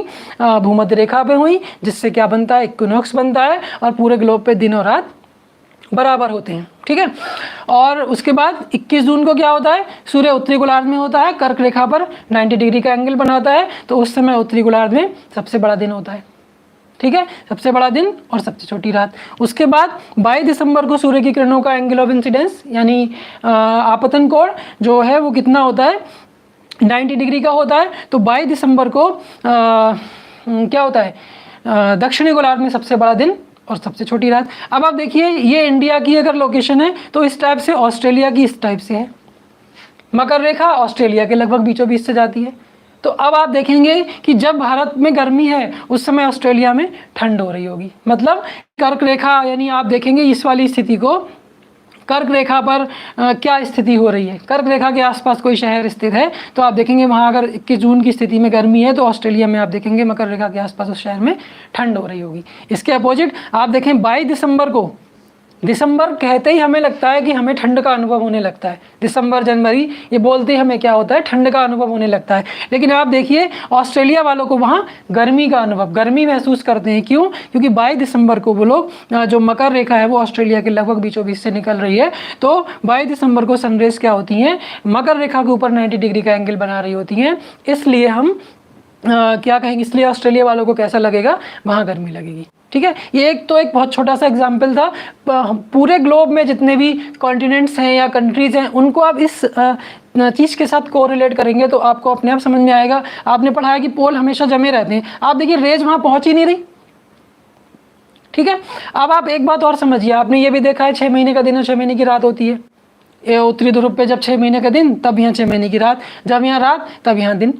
तो आर्कटिक सर्किल है, बस यहाँ तक रेज का सिस्टम रहता है, फिर बहुत माइनर लाइट जाती है वहाँ पे। ठीक है। तो आप देखिए पूरे साल जब यहाँ ना के बराबर किरणें जा रही हैं या 6 महीने तक बिल्कुल नहीं जा रही हैं, तो आप देखिए जब यहाँ पे सनरेज 90 डिग्री का है तो वहाँ यहाँ से कितना डिस्टेंस हो गया। आप देखिए ऐसे होगा, ये स्थिति सन अगर मान लीजिए ये है सन, तो यहाँ से कैसा कितना डिस्टेंस हो गया ये, और यहाँ सामने है। तो इसलिए 6 महीने का दिन और 6 महीने की रात। तो जब सूर्य की स्थिति उत्तरी गोलार्ध में 6 महीने होती है, उस समय ये 6 महीने के दिन वाली स्थिति है। इस बात को भी समझ लें। जब सूर्य 21 मार्च से 21 जून की कंडीशन के लिए आगे बढ़ता है, कहाँ बढ़ता है, यानी सूर्य नहीं बढ़ता है, या फिर से मैं बोल रहा हूँ, आपको ध्यान रखना है। 21 मार्च से 21 जून और 21 जून से 23 सितंबर, ये 6 महीने का टाइम पीरियड हुआ। इस 6 महीने के टाइम पीरियड में सन रेस का जो एंगल ऑफ इंसिडेंस है वो नॉर्थ हेमिस्फीयर में 90 डिग्री लगभग रहता है, या सन यहाँ पे प्रकाश रहता है। तो उस समय नॉर्थ पोल पे 6 महीने का दिन होगा, ये आपको याद रखना है, ठीक है। अब उस समय यहाँ क्या होगा, साउथ पोल पे 6 महीने की रात। इसके अपोजिट जब 22 दिसंबर को एंगल ऑफ इंसिडेंस, यानी 23 सितंबर से 22 दिसंबर और 22 दिसंबर से 21 मार्च, ये भी 6 महीने का समय हुआ। इस 6 महीने में जो एंगल ऑफ इंसिडेंस है वो साउथ हेमिस्फीयर में है, दक्षिणी गोलार्ध में है। तो इसलिए क्या होगा, दक्षिणी गोलार्ध पे दक्षिणी जो ध्रुव है उस पे 6 महीने का दिन और उत्तरी ध्रुव पे 6 महीने की रात, ठीक। तो ये सारा प्रोसेस कैसे हो रहा है, पृथ्वी के घूमने के कारण, अपने अक्ष के परितः घूमने के कारण, और अपने अक्ष के परितः घूमने से के साथ साथ सूर्य के चारों तरफ घूमना। अब आप एक बात और देखिए, जब ये अपने अक्ष के परितः घूमती है, अपने एक्सिस के अराउंड घूमती है, अपने एक्सिस के अराउंड रोटेट करती है, तो आप देखिए कि डे नाइट बनते हैं, दिन और रात होते हैं। सन सामने यहाँ सन, और ये ऐसे आप देखिए ये सारी स्थिति, ठीक है। तो जितना हिस्सा, यानी सूर्य की इस किरणें जितने हिस्से पर पृथ्वी के पड़ती हैं वहाँ पर दिन, और बाकी के पीछे जो हिस्सा बचा उस पर रात। लेकिन पृथ्वी क्या है, रुकी हुई नहीं है, अपने अक्ष पर घूम रही है। लगातार घूमने के कारण क्या है कि अब जो हिस्सा सामने था वो पीछे चला गया, और पीछे जो हिस्सा था वो सामने आ गया। तो फिर अगले पार्ट में यहाँ पे दिन और यहाँ पे रात। पृथ्वी अपने अक्ष पर एक स्थान से दोबारा इसी स्थान पर घूमने में 24 घंटे, लगभग 24 घंटे का समय लेती है। लगभग 23 घंटे 56 मिनट और 45 सेकंड का टाइम होता है, और हम लगभग उसको 24 घंटे मान लेते हैं। तो आप कह सकते हो कि 24 घंटे में पृथ्वी जिस स्थान से घूमना शुरू करती है उसी स्थान पे वापस आ जाती है, यानी अपने अक्ष के परितः करती है। अब दूसरा है कि सूर्य के परितः घूमने से क्या है, ठीक है, उसका यानी रोटेशन और रेवोल्यूशन दोनों साथ साथ चलती हैं चीजें। तो आप देखिए यहां और ये स्थिति, इस स्थिति में क्या है, इस स्थिति में क्या है कि सूर्य की जो विभिन्न क्षेत्र हैं, कभी मकर रेखा, कभी भूमध्य रेखा पर एंगल 90 डिग्री, कभी कर्क रेखा पर, कभी मकर रेखा पर। तो आपको इस बात का ध्यान देना होगा। अगर ये भूमध्य रेखा है, यहाँ कर्क रेखा लगभग आप ऐसे मान सकते हैं, ठीक है, और यहाँ ऑस्ट्रेलिया, यहाँ मकर रेखा, यानी ये इतना और ये 23 डिग्री 30 मिनट, ये 23 डिग्री 30 मिनट, ये लगभग 47 अक्षांशों का जो क्षेत्र है वो क्षेत्र, उस पूरे क्षेत्र पे सूर्य का हमेशा उपस्थिति रहती है। देखिए 6 महीने के हिसाब से। तो ये पूरा क्षेत्र कैसा है, ये गर्म होना चाहिए, ठीक है। यहाँ पे क्या है, यहाँ पे जब सूर्य यहाँ चमकता है तो इस हिस्से में उसका असर ज़्यादा हो जाता है, और उस समय यहाँ गर्मी दिखने लगती है, और जब वापस लौटता है इधर आ जाता है तो ठंडा होने लगता है, ठीक। तो ये वाला हिस्सा एक अलग कंडीशन रखेगा। ये तो बिल्कुल ही, यहाँ तो रेस का बिल्कुल जो नेग्लेक्जिबल है, तो ये अपने आप में अलग रखेगा। क्या रखेगा अभी मैं आपको बताऊंगा कि इनको क्या क्या नाम देंगे, पर्टिकुलर क्या बोलेंगे उसके बारे में।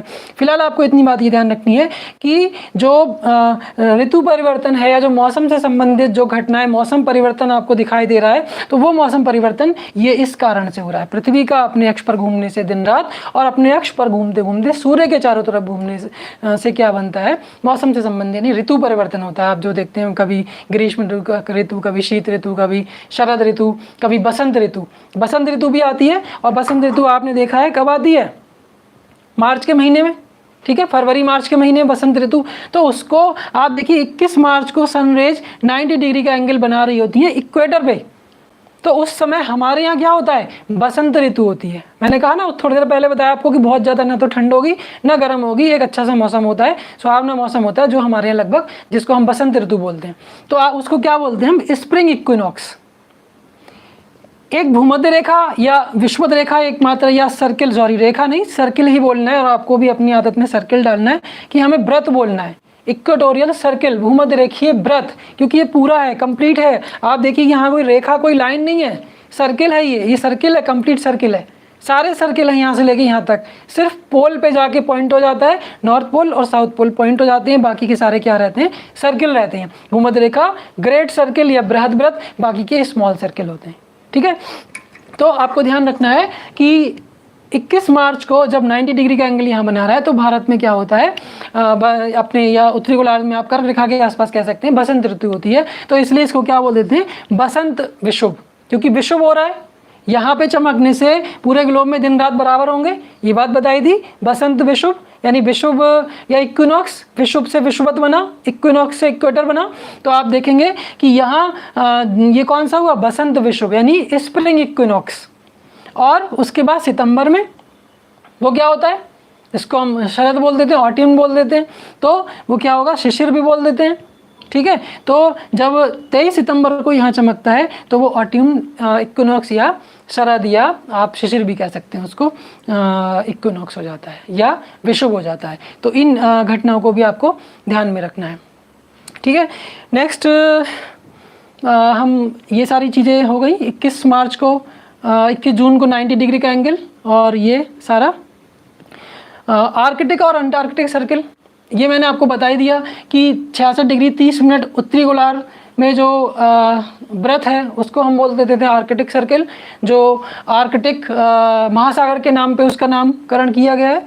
और दूसरा जो आपके पास 66 डिग्री 30 मिनट दक्षिणी गोलार्ध का जो सर्किल है, जिसको हम क्या बोल देते हैं, अंटार्कटिक सर्किल, जिसको हम अंटार्कटिक महासागर के नाम, अंटार्कटिका महाद्वीप के नाम पे हमने उसका नाम क्या रखा है, अंटार्कटिक सर्किल। ठीक है, तो ये 5 सर्किल आपको याद रखने हैं। उसके साथ साथ नॉर्थ पोल और साउथ पोल, टाइमलेस, स्पेसलेस, इन चीज़ों को ध्यान रखना है। स्प्रिंग इक्विनॉक्स, ऑटम इक्विनॉक्स, या आपके पास ये ग्रेट सर्किल। ठीक है, कर्क रेखा पर कब 90 डिग्री हो रहा है, मकर रेखा पर कब 90 डिग्री हो रहा है, और ये सब जो एंगल ऑफ इंसिडेंस पूरे ग्लोब में बदल रहा है उसके कारण क्या ऋतु परिवर्तन आपको दिखाई देता है। ठीक है, तो ये चीज़ आपको समझनी है। अब उसके बाद आप रीजनल स्टडी कर चुके हैं, रीजनल स्टडी को इसके साथ हम जोड़ेंगे। कैसे जोड़ेंगे, अब आप एक चीज़ देखिए, आपने अभी तक पढ़ा, आपने अभी तक यहाँ देखा कि टोटल ये जो सारा गेम है या जो सारी कैलकुलेशन है वो किसकी है, अक्षांश और देशांतरों की ही है। फिलहाल अक्षांशों का आपने देखा रोल है पूरा यहाँ पे है। ठीक सॉरी,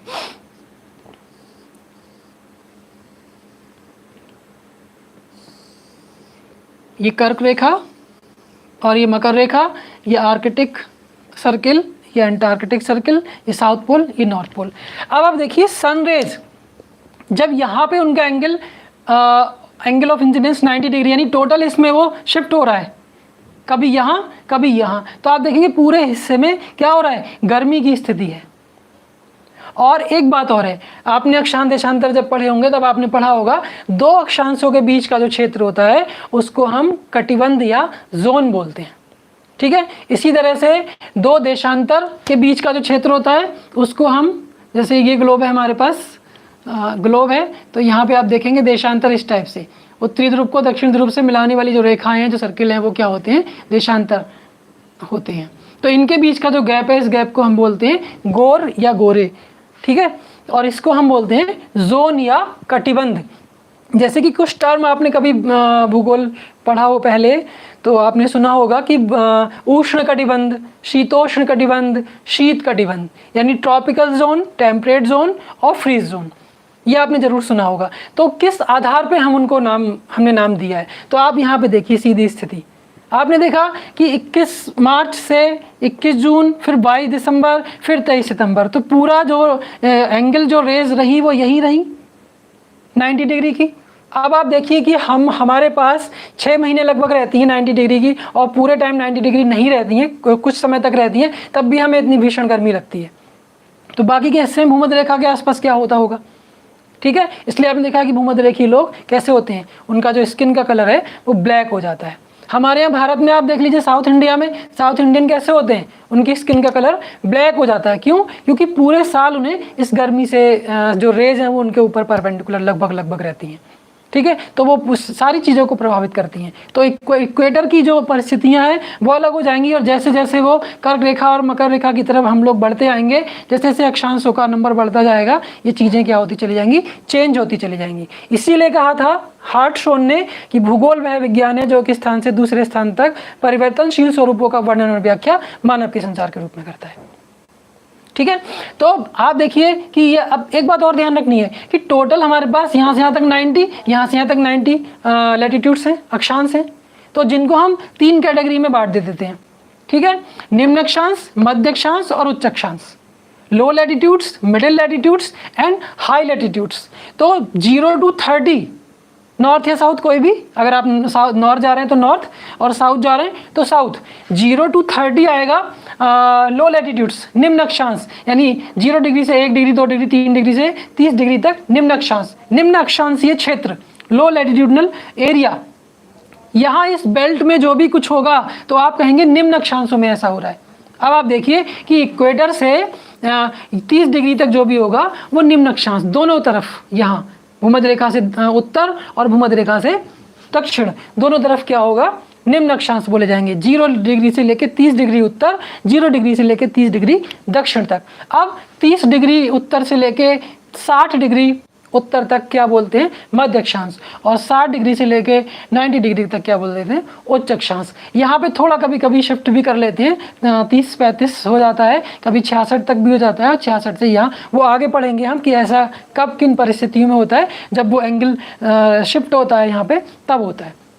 ठीक है, तो निम्न अक्षांश, मध्य अक्षांश, उच्च अक्षांश, निम्न अक्षांश, मध्य अक्षांश, उच्च अक्षांश, यानी low latitudes, middle latitudes and high latitudes. ये चीज़ें आपको याद रखनी है कि अक्सर किताबों में लिखा मिलता है कि निम्न अक्षांशीय क्षेत्रों में ऐसा होता है, मध्य अक्षांशीय, तो आपके माइंड में एकदम फिगर आनी चाहिए कि निम्न अक्षांश, लो लैटिट्यूड बोला तो लो लैटिट्यूड में क्लाइमेटिक कंडीशंस क्या क्या होंगी।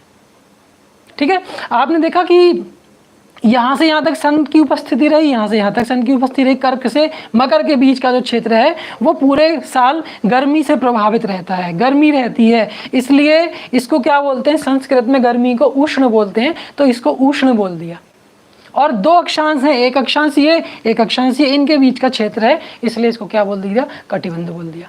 ठीक है, गर्म भी है, अक्षांशों के बीच का क्षेत्र भी है, तो पूरा नाम हमने क्या बना दिया इसका, उष्ण कटिबंध। ठीक है, ट्रॉपिकल जोन अंग्रेजी में इसको बोल देते हैं। ठीक है, तो अब आपको समझ में आया कि लगभग 47 डिग्री अक्षांशों का जो क्षेत्र है, 0 डिग्री से 30 मिनट्स नॉर्थ और 0 डिग्री से 23 डिग्री 30 मिनट साउथ तक का जो पूरा पार्ट हुआ वो लगभग 47 लैटिट्यूड्स को कवर करता है, और उसको हम क्या बोल देते हैं, ट्रॉपिकल जोन या उष्ण कटिबंध। अब आपको एक चीज़ याद रखनी है कि आप इसको वर्ल्ड के मैप में जब देखेंगे तो 0 डिग्री से 23 डिग्री 30 मिनट और नॉर्थ, और 0 डिग्री से 23 डिग्री 30 मिनट साउथ तक का जो पार्ट होगा, यानी आप सीधा सीधा कह सकते हैं ट्रॉपिक ऑफ कैंसर से ट्रॉपिक ऑफ कैप्रिकॉर्न के बीच, या आप कह सकते हैं कर्क रेखा से लेकर मकर रेखा के बीच तक का जो क्षेत्र है उसको हम उष्ण कटिबंध या ट्रॉपिकल जोन बोलते हैं। क्यों बोलते हैं, कारण समझ में आ गया, क्योंकि वहाँ सर्दी की कोई गुंजाइश नहीं है, वहाँ पूरे साल जो लगभग 90 डिग्री रहती हैं। और इसको हम अयनवर्तीय क्षेत्र भी बोलते हैं, ट्रॉपिक्स भी बोल देते हैं, अयनवर्तीय क्षेत्र, ट्रॉपिक्स। ठीक है, उसी पे हम बेस्ड ट्रॉपिकल जोन क्या देते हैं। अब आप देखिए 23 डिग्री 30 मिनट से लेके 66 डिग्री 30 मिनट नॉर्थ की बात करें, अगर हम उत्तरी गोलार्ध में नदर्न हेमिस्फीयर में बात करें, तो यहाँ क्या होता है, जब सन यहाँ होता है, कर्क रेखा पर 90 डिग्री का एंगल बना रही होती है रेस, तब यहाँ तक उसकी गर्मी का असर जाता है। तो उन दिनों तो यहाँ थोड़ी सी गर्मी का थोड़ा बहुत आप महसूस करते हैं, जैसे जितना हम करते हैं, क्योंकि हम लोग तो एकदम लगभग 28 डिग्री 29 डिग्री पे हैं बरेली, और बाकी का आप देखेंगे कि कर्क रेखा 23 डिग्री 30 मिनट पे होती है, तो थोड़ा 5-6 डिग्री का ही डिफरेंस है, तो हमें तो बहुत सारी गर्मी का अनुभव होता है। लेकिन थोड़ा जैसे आप इधर उत्तर दिशा की ओर बढ़ते चले जाएंगे तो अक्षांशीय स्थिति कैसी होगी, बढ़ती चली जाएगी, और अक्षांशीय स्थिति के साथ क्या होगा, ठंडक भी बढ़ती चली जाएगी। सही है। अब इसके अपोजिट देखिए, जब सूर्य मकर रेखा पे चमकता है 22 दिसंबर को, तब यहाँ से बहुत दूर है और यहाँ से तो और ज़्यादा दूर है, तब यहाँ पूरा ठंडा, तब हम लोगों को भी ठंड लगती है। 22 दिसंबर या नवंबर के महीने से अक्टूबर, 15 अक्टूबर के बाद आप देखते हैं थोड़ा थोड़ा आपको ठंडक महसूस होने लगती है। क्यों महसूस होने लगती है? क्योंकि हम वहाँ से, सूर्य हमसे दूर होता है, या हम कह सकते हैं हम सूर्य से दूर होते हैं। ठीक है, तो वो जो ठंडक होती है उसकी वजह से शीत, और जो गर्मी अभी चल रही है उसकी वजह से उष्ण। तो इस पार्ट का जो नाम है वो क्या नाम दिया? शीतोष्ण। ठीक है, कुछ समय शीत रहता है, कुछ समय उष्ण रहता है, इसलिए हम इसको क्या बोल देते हैं? शीतोष्ण, यानी टेम्परेट जोन।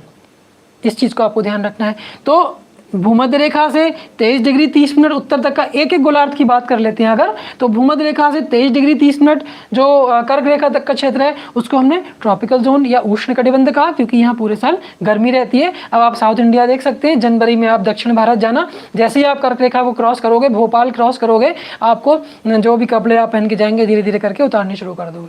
ठीक, और वहाँ तक पहुँचते पहुँचते क्या होगा कि आपको गर्मी बहुत लगने लगेगी। भोपाल, झांसी, उसके बाद भोपाल जैसी कर्क रेखा निकलेगी और आपको फिर वहाँ नागपुर जाते जाते आपको गर्मी का अनुभव होने लगेगा। ठीक है, जनवरी के महीने में जो आप यहाँ से पूरा पैक होके जाते हैं दिल्ली में, या बरेली से दिल्ली, और दिल्ली से आप साउथ इंडिया अगर जाते हैं जनवरी के महीने में, तो आप इस चीज़ का अनुभव करेंगे। सेम डे, ये सेम डेट आप देख रहे हैं, 1-2 दिन के डिफरेंस ही है, तो उसमें आप देखेंगे कि यहाँ इतना ज़्यादा ठंडा था दिल्ली में और आप नागपुर पहुँच गए तो गर्मी शुरू हो गई। तो किस कारण शुरू हो गई? क्योंकि आपने कर्क रेखा को क्रॉस कर दिया और आप कहाँ पहुँच गए? आप पहुँच गए ट्रॉपिकल जोन में। ठीक है, उष्ण कटिबंध में, और अभी तक आप कहाँ थे? शीतोष्ण कटिबंध में। इसलिए आपको ठंड लग रही थी और आप उष्ण कटिबंध में पहुंच गए तो आपको गर्मी लग रही थी। साउथ इंडियन लोग आपको देखने लगे कि उनकी स्किन का कलर ब्लैक क्यों हो गया, क्योंकि वो पूरे साल आप देखते हैं ये 2-3 महीने की गर्मी में भी स्किन का कलर ब्लैक होने लगता है, थोड़ा थोड़ा डिफरेंस आ जाता है। ठीक है, और वहाँ पूरे साल ऐसा रहता है, तो क्या स्थितियाँ बनेंगी? अब भूमध्य रेखा पे जो पर्टिकुलर रहते हैं उनके साथ क्या स्थितियाँ बनेंगी?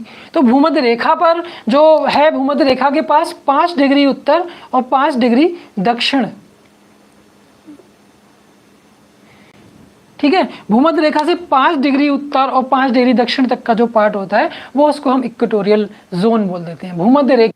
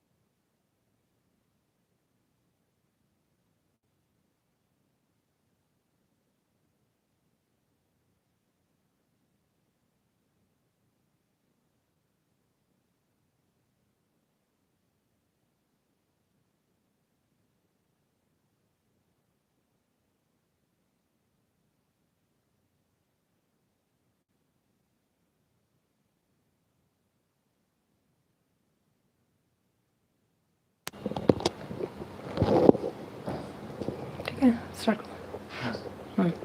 तो टोटल हमें ये इसके पार्ट्स मिले। अभी हमने इसको सिर्फ 3 पार्ट्स में डिवाइड किया है, तो जिसमें एक हमारे पास ट्रॉपिकल जोन निकल के आया, एक टेम्परेट जोन, एक फ्री जोन। अब आप इसको इस मैप में अप्लाई कर सकते हैं या ग्लोब में अप्लाई कर सकते हैं। आप मैप में भी देख सकते हैं या ग्लोब में देख सकते हैं कि हमारे पास इक्वेटर से यानी इक्वेटर यहाँ भी आप देखेंगे इक्वेटर से 23 डिग्री 30 मिनट तक का जो पार्ट है, और यहाँ भी 23 डिग्री 30 मिनट तक का जो पार्ट है, यानी टोटल ये वाला जो हिस्सा आ रहा है वो हमारे पास कैसा आ रहा है? ट्रॉपिकल जोन आ रहा है।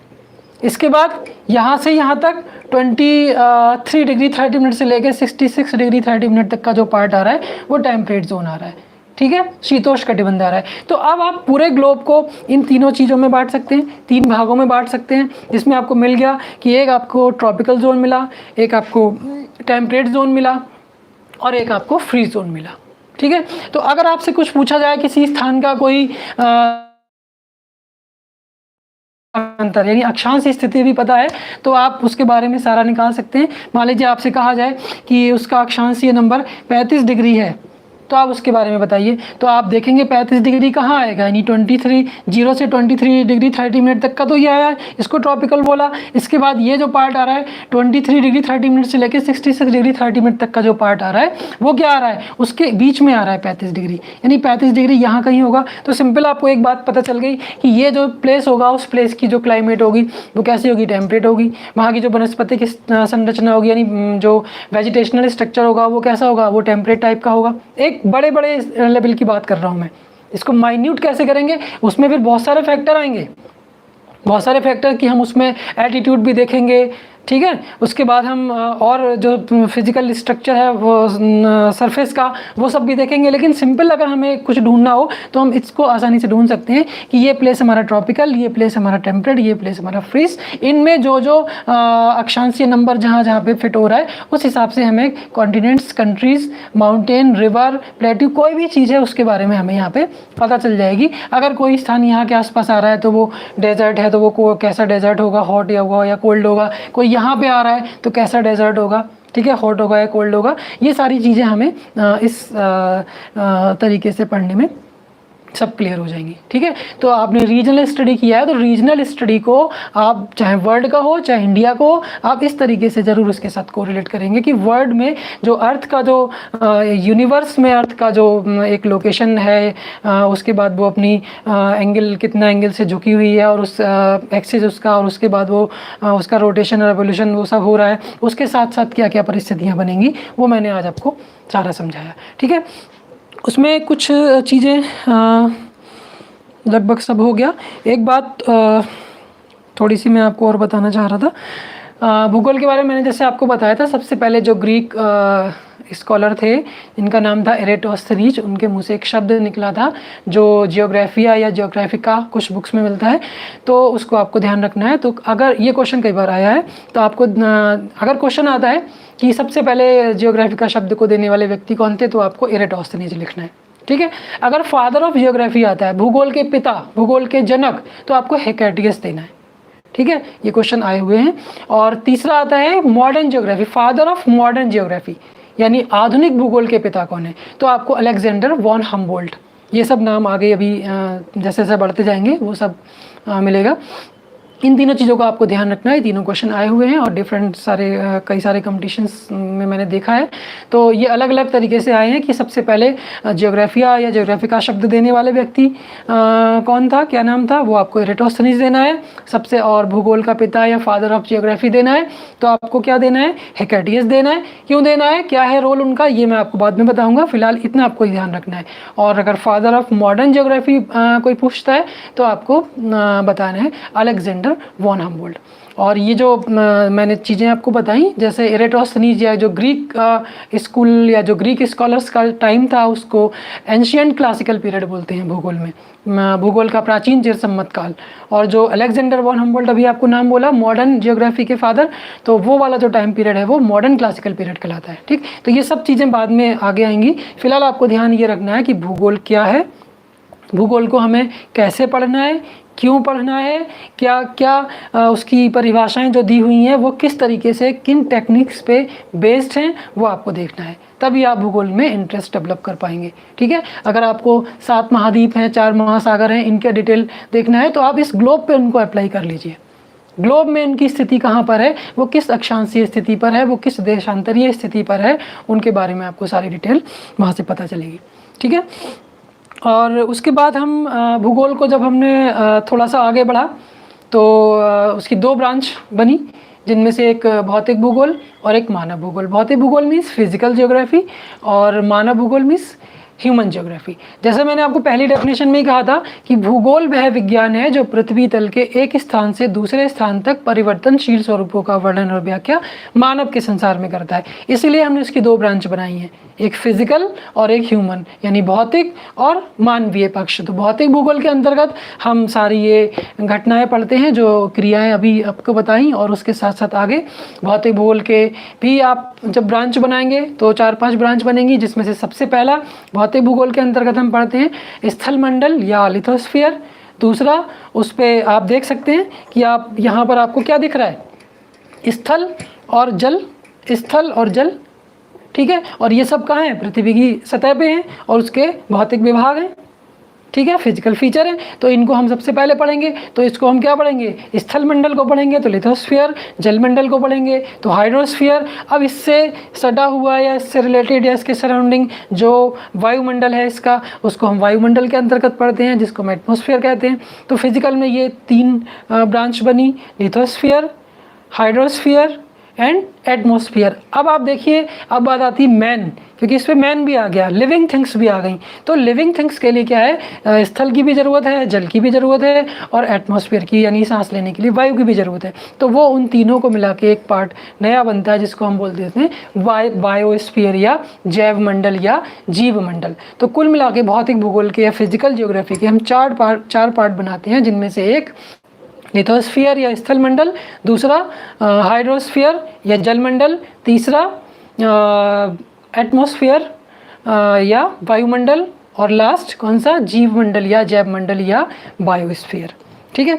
तो इस बात का आपको ध्यान रखना है कि भौतिक भूगोल में क्या क्या चीज़ें हमें पढ़नी है। तो अब भौतिक भूगोल में सबसे पहले स्थल मंडल आपको पढ़ाया जाएगा, उसके बाद फिर जो नेक्स्ट है हाइड्रोस्फीयर, एटमॉस्फेयर और बायोस्फीयर, ठीक है।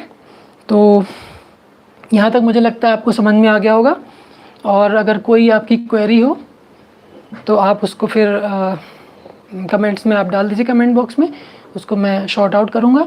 और बाकी का सब लगभग सारी चीज़ें हो चुकी हैं इसमें।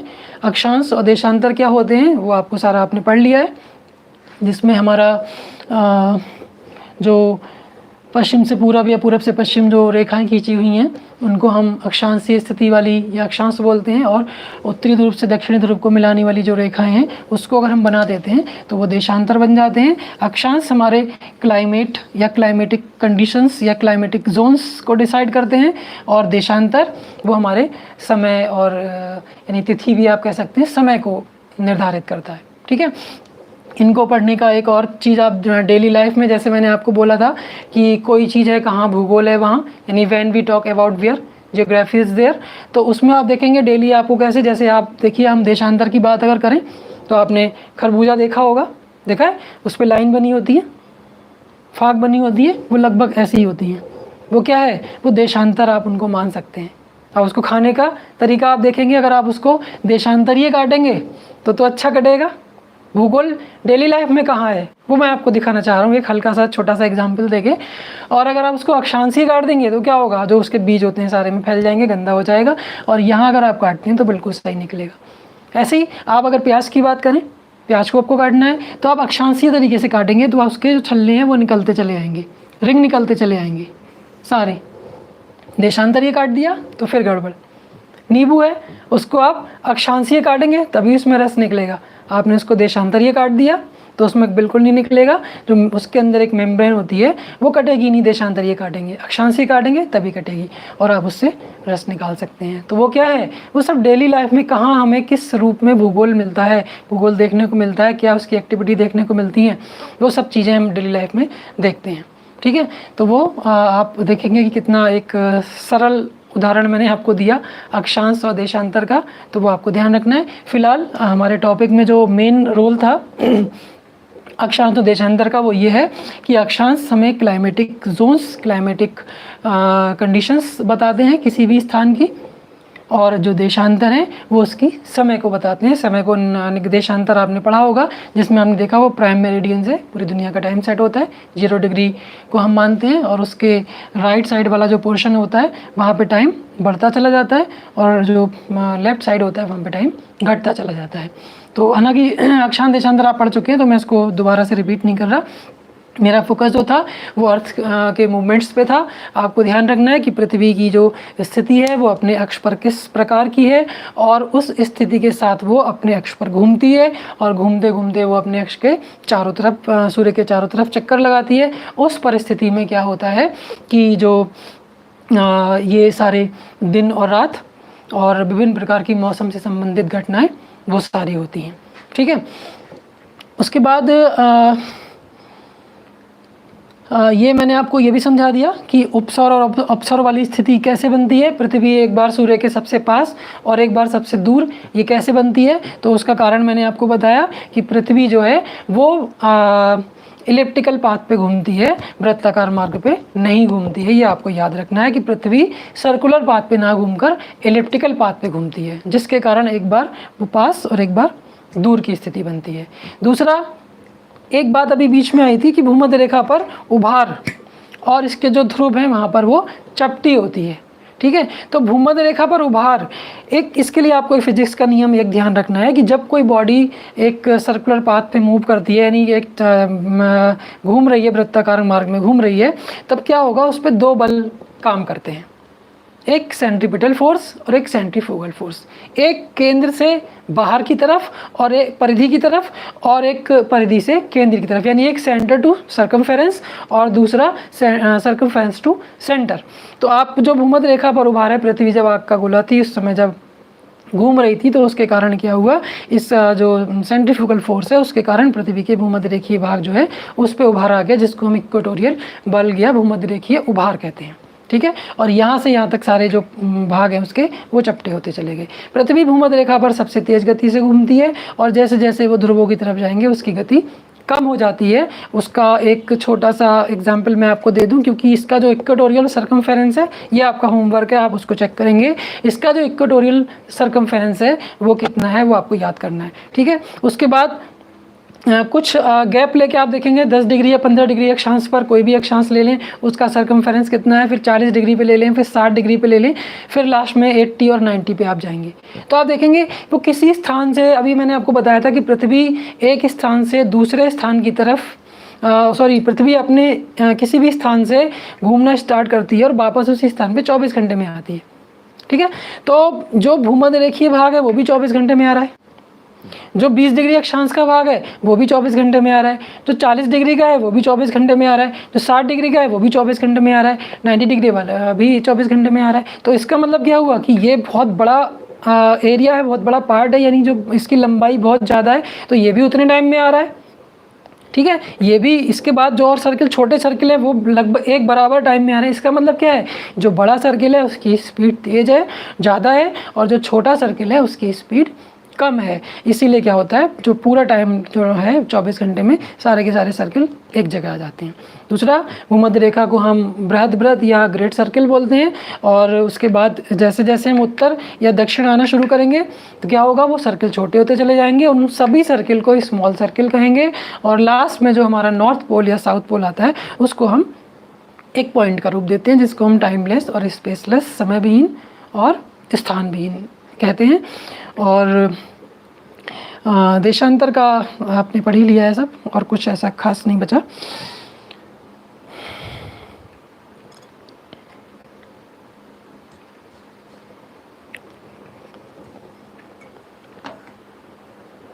तो आज आपको जो पढ़ाया गया है इसको आप थोड़ा सा रिवाइज करें और समझने की कोशिश करें। अगर कोई दिक्कत है तो आप कमेंट बॉक्स में उसको लिखिएगा, और मैं फिर उसको देख के आपको जवाब देता हूँ। ओके, आज के लिए इतना बहुत है, नेक्स्ट डे मिलते हैं। Okay, good night.